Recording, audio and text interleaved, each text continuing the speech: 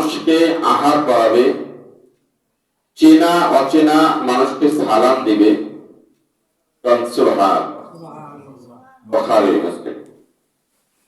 এখানে সালামের ফজিলতটা চলে এসেছে যে ইসলামের সবচেয়ে উত্তম কাজ কি?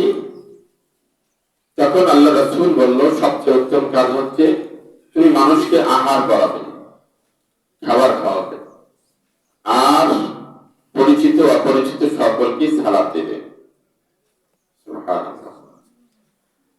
দেখেন এই দুইটি গুণ বৈশিষ্ট্যের কথা বলা হয়েছে, কিন্তু আসলে আপনার আমার দিকে তাকিয়ে দেখি আসলে আমাদের এই দুইটি গুণ কার কতটুকু আছে। মানুষকে আপ্যায়ন করাতে চাই না, মেহমানদারি তো নাই। মেহমান দেখলে একদম চোখ কপাল উঠে যায়, মনে হয় যে একেবারে ঠাড়া কথা, একমাত্র অবস্থা।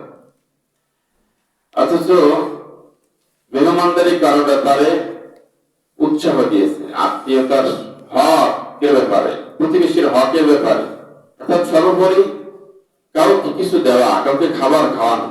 এই মূল ফোকাসটা হচ্ছে ওই জায়গায় যে কাউকে খাবার খাওয়ানো।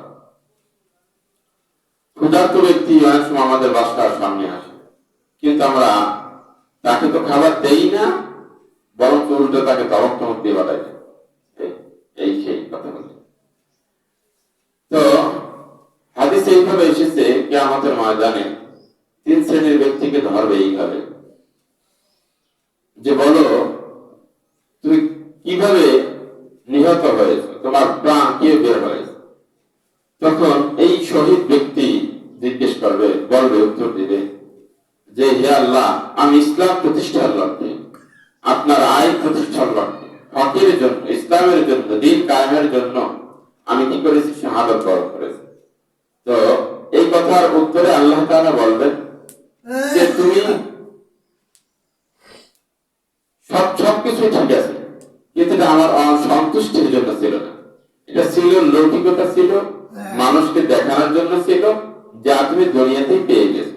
অতএব এখানে তোমার জন্য আমার কাছে কিছু নাই, তাকে ফিরিয়ে দেওয়া হবে।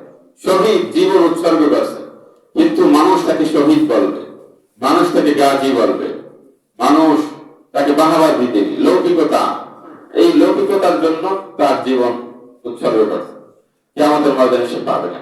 অর্থাৎ সবকিছুর মূলে হচ্ছে আল্লাহ রাব্বুল আলামিনকে সন্তুষ্ট করতে হবে। প্রতিটা কাজের ক্ষেত্রে মাকসাদ থাকবে, উদ্দেশ্য থাকবে আল্লাহ তাআলাকে সন্তুষ্ট করা।